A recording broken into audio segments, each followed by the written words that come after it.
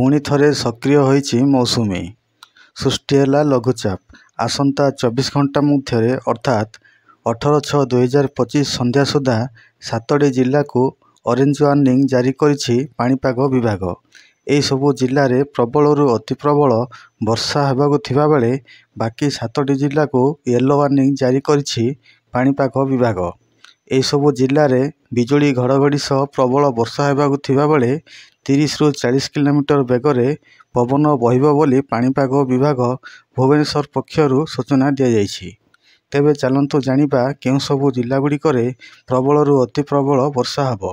तेबे से सबु संपूर्ण विवरणी जानिबा पई आम भिडियोटी को शेष पर्यंत देखंतु। ता पूर्वरु आपण माने जदि आम चैनल टी को सब्सक्राइब करनांती तेबे आम चैनल टी को सब्सक्राइब कर दियंतु एवं पाखरे थिबा बेल आइकन टी को दबे दियंतु जा फल आपण माने आम चैनल रो पाणीपाग संबंधी समस्त तथ्य सबुदिन पाई परिबे। तेबे आगामी 3 दिन ओडिशा रे किछि किछि जिल्ला रे प्रबल रु अति प्रबल वर्षा हेबाकु थिबा बेले आज दिनर तापमात्रा रे कोनोसी परिवर्तन देखिबाकु मिलिबो नाही।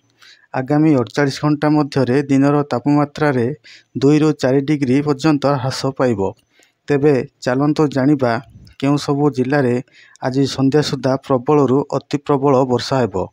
संबलपुर, केन्दुझर, सुंदरगढ़, बालेश्वर, मयूरभंज, जाजपुर, भद्रक जिल्ला रे प्रबल रु अति प्रबल वर्षा हेबार संभावना रही अछि। एही सबु जिल्ला रे 12 ରୁ 20 सेंटीमीटर पर्यंत वर्षा हेबार संभावना रही अछि।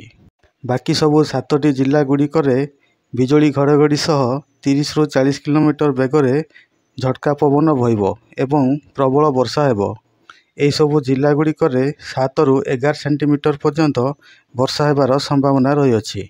सेही जिल्ला गुड़िक हेउछि बरगड़, झारसुगुड़ा, सोनपुर, अनुगुल, देवगढ़, बौद्ध, ढेंकानाल। बाकी जिल्ला गुड़िको पाणीपाग विभाग द्वारा ग्रीन वार्निंग दिया जाइछि।